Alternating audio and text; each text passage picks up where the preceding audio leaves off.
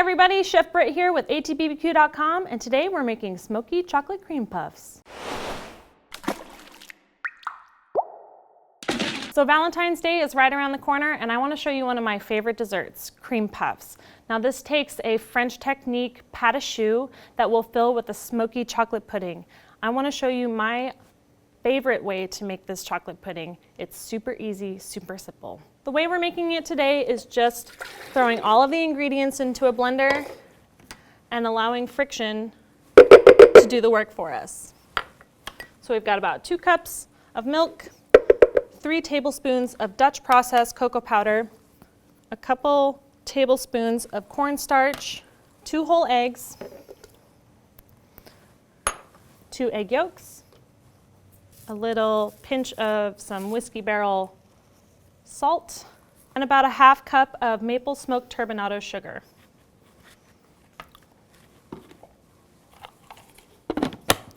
We're going to set this for about 6 minutes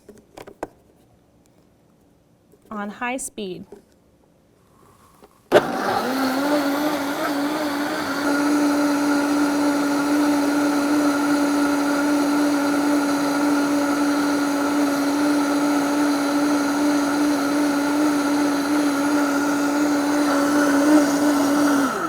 So when it starts to fall, that's when I know that we're getting very close. 175, 176. We're going for an anglaise, which means that we need to be able to coat the back of a spoon. Look at that. And then it should stay and not drip down. So I think that's right where we want it to be. Next, we're going to add about 4 ounces of bittersweet chocolate, and we're going to mix it on low speed until combined.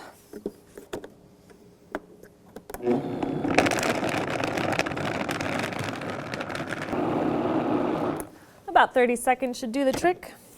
So this is perfect. It's not broken, it's silky and smooth.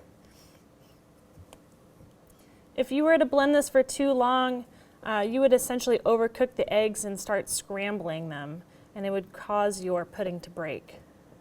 To cool this pudding quickly, I'm going to line a half-sheet pan with some plastic wrap.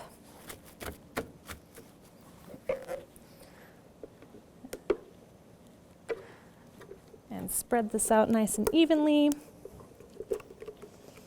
Oh, it smells so chocolatey and delicious. I'm really getting a lot of smoky scent coming off of this too from that maple smoked turbinado sugar. That stuff is magical. Next, I'll coat this with another layer and get that nice and airtight and put this in the fridge. So for those of you who haven't already purchased a high-powered Vitamix Blender from atbbq.com, wink, wink, nudge, nudge, I will throw in some instructions for a conventional method on the blog. So while the pudding is chilling, we're going to go ahead and make our pâte choux.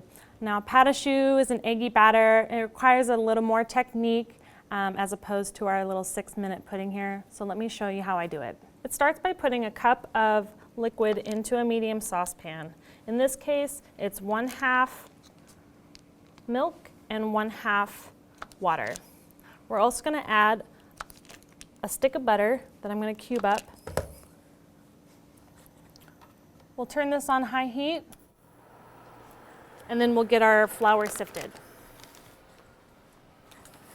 So over a piece of parchment, I'm going to sift 4 ounces of my Antimo Caputo double O flour. It's important to use a high-strength flour for this recipe. So now we're just going to bring this up to a boil, making sure that the butter is melting evenly before the milk really gets going. So once we're at a full rolling boil, I'm going to cut the heat, and I'm going to add in all of the flour at once, and then immediately stir it all together.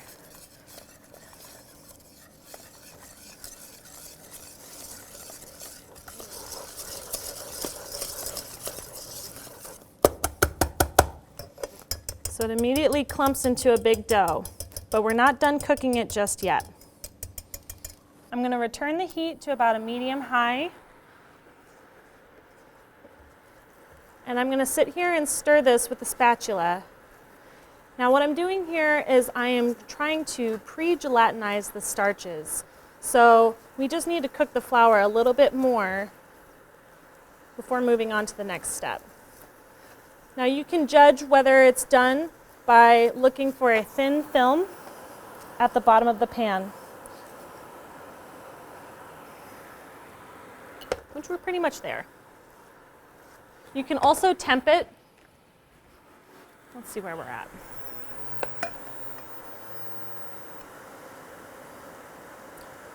About 168. I'd say we could go as high as 190, 195. So I'm going to keep moving it just to see if I can get all of it cooked through. The trick is to keep it moving at this point.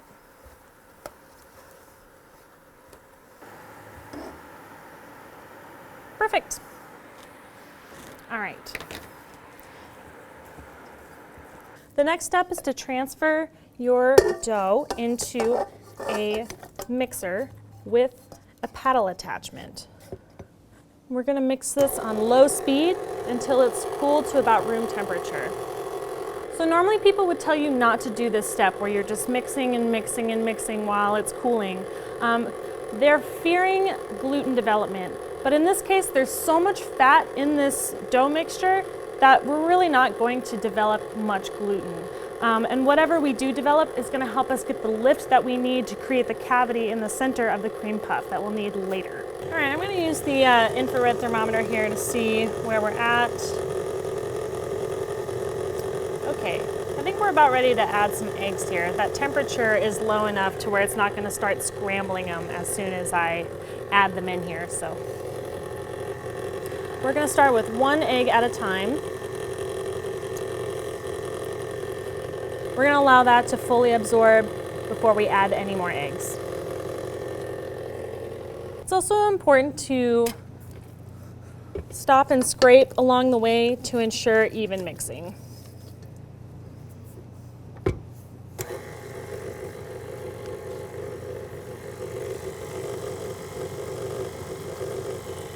I'm going to add the next one.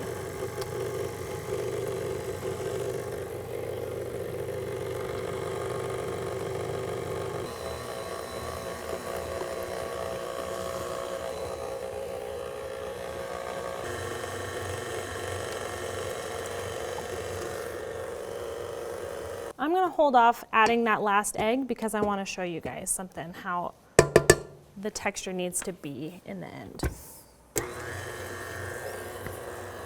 So we're looking for a smooth paste. And you can see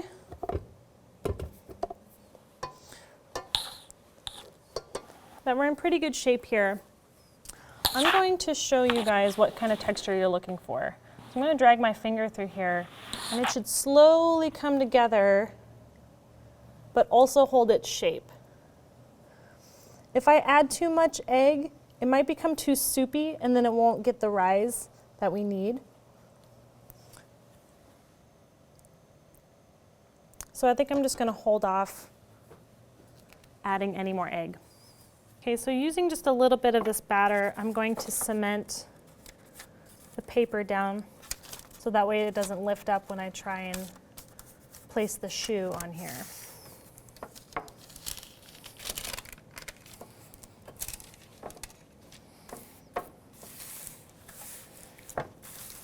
So traditionally you would fill up a piping bag with your choux dough and pipe wonderful little domes. But today I'm going to show you my technique for using a cookie scoop. Now this is a 2 tablespoon cookie scoop, and you'll notice how when it releases it creates this ridge. I'm going to show you how to fix that to get a more evenly round dome.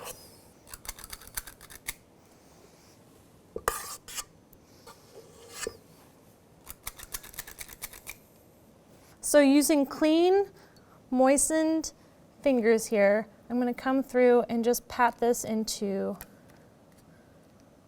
an even dome. This will help it bake evenly.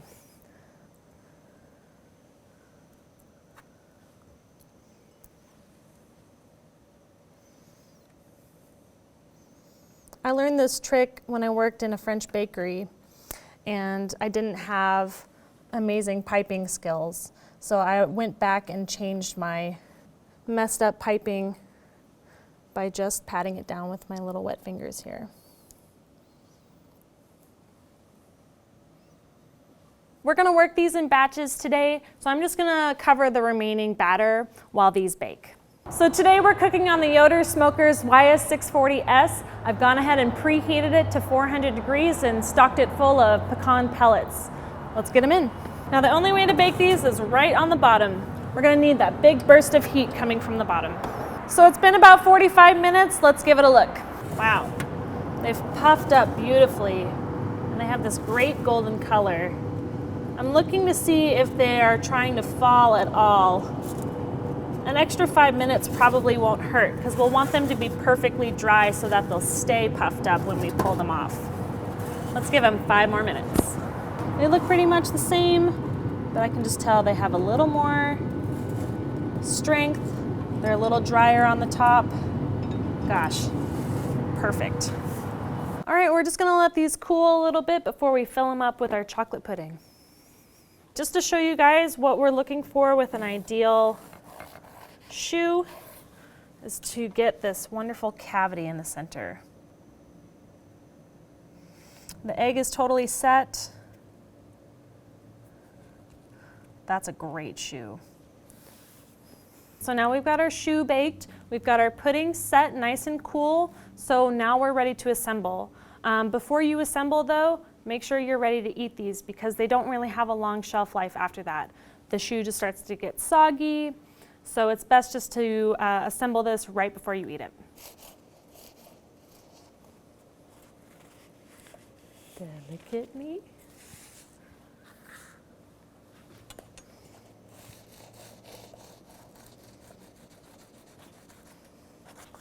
So you'll definitely want to use a nice sharp serrated knife for this. I love the Wusthof scalloped edge for this purpose, but it's important that you use a sawing motion so you don't tear up that wonderful texture that you achieved.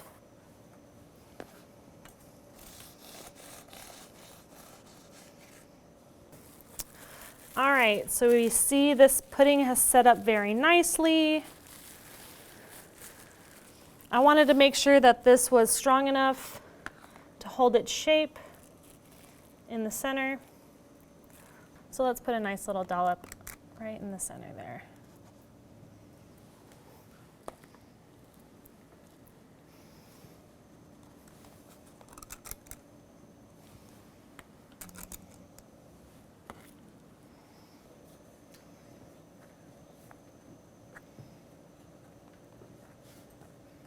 So to plate this up, I'm just going to stack these up nicely and give them a really good dusting of powdered sugar.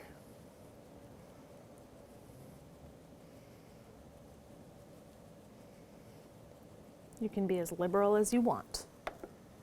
All right, let's get a bite.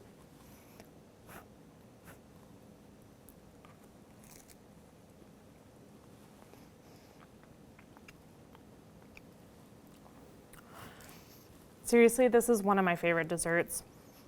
It's chocolatey, but a rich, nice, smooth pudding chocolate. And it's incredibly smoky from that maple smoked turbinado that we used. I could eat maybe a dozen of these by myself. Well, thanks for joining me today. I hope you can win over your sweetheart with this special recipe that I've developed just for you guys. If you want to see more recipes, tips, and techniques, head on over to atbbq.com/thesauce. And to see all the products that we used today, head on over to atbbq.com. All things barbecue, where barbecue legends are made.